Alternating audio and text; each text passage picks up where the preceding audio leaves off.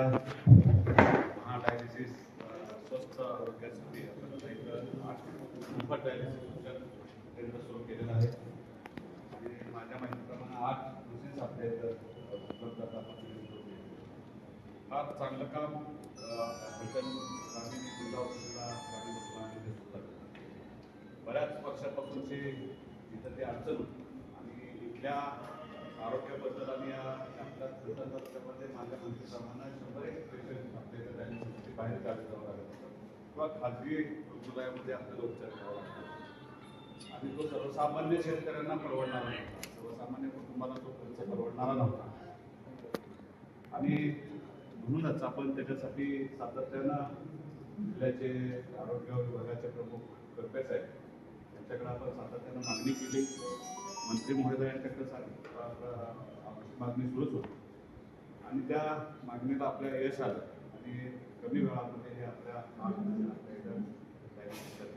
उपलब्ध झाले. फार मोठं काम आहे पण अशाच पद्धतीनं आपण अजून आरोग्याच्या ज्या सुविधा आपल्या तालुक्यासाठी सर्वसामान्य कुटुंबातल्या शेतकऱ्यांसाठी गोरगरिबांसाठी वंचित घटकांसाठी ज्या ज्या सुविधा आपल्याला उपलब्ध करायच्या त्या आपण करणार आहोत. माझ्या माहितीप्रमाणे आता आपल्याला कमी काय आहे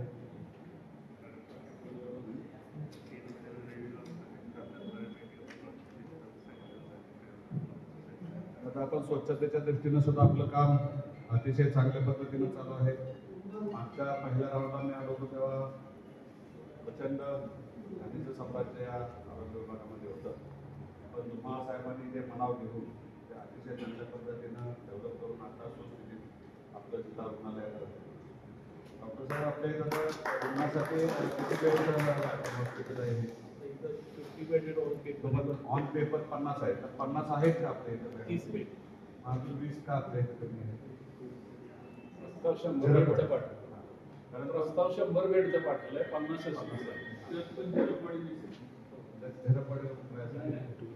की 100 मध्ये आहे पण ह्या 50 मध्ये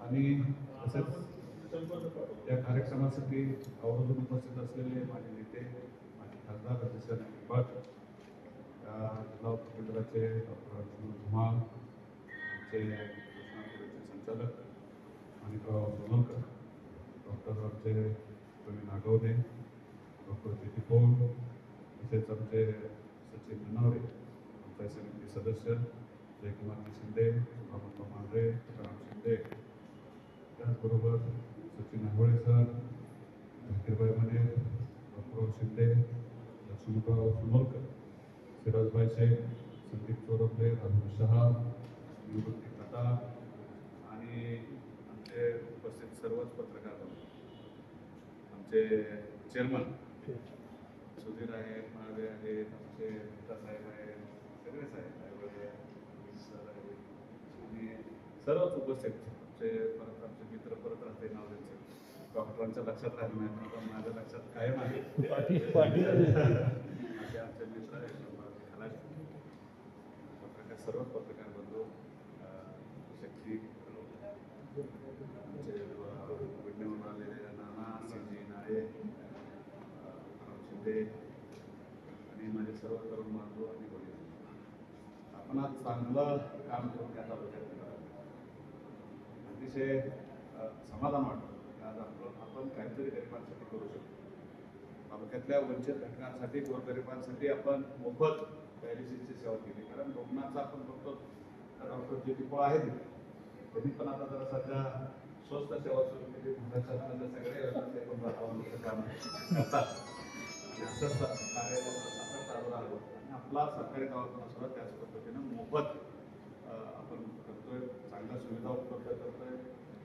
चांगल्या बेड्स आता इथं उपलब्ध आहेत. असणाऱ्या बेड्स 30 आहेत त्या 30 तरी व्यवस्थित आहेत आणि त्या व्यवस्थित राहतील अशी अपेक्षाही मी व्यक्त करतो. कारण आणि आपण प्रत्येक स्टाफने एकदा हजर राहणे हे तितकंच महत्त्वाचं आहे. डॉक्टरांना माझा तुम्हाला एक सांगणं आहे तुमच्या अंडरचा जो स्टाफ आहे MD डॉक्टर आहेत ते सगळे चांगल्या पद्धतीने काम करत असले तरी एकदा हजर राहणं फार महत्त्वाचं आहे. इथल्या गोरगरिबांचा पेशंट ज्या ज्या वेळेला आपल्या हॉस्पिटलमध्ये येईल त्या मिनिटाला त्याचा उपचार सुरू असणं गरजेचं आहे. कारण बऱ्याच वेळा असं होतं की आम्हाला फोन करावा लागतो, डॉक्टर अवेलेबल नसतात.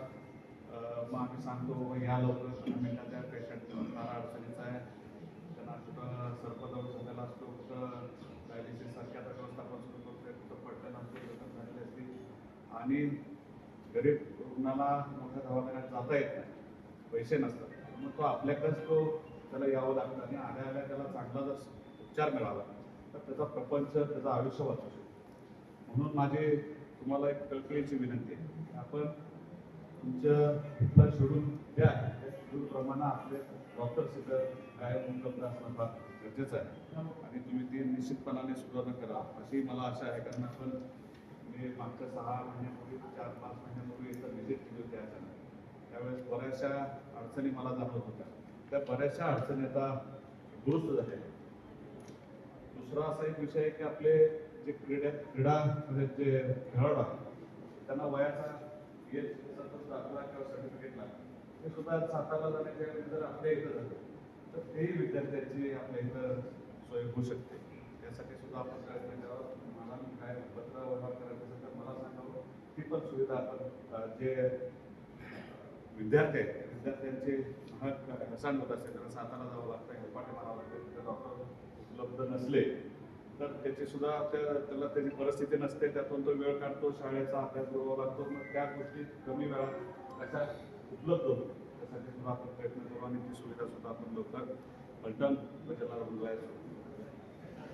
पुन्हा एकदा आपला डॉक्टर टीमचं जिल्हा उपरुग्णालयातील सर्व आणि जिल्ह्यातील कर्कट डॉक्टर सुद्धा त्यांचं सुद्धा मी अभिनंदन करतो. आपल्या इथं दंत म्हणजे डॉक्टर ते डेंटिस्टचं सुद्धा आपल्या इथं चालू आहे.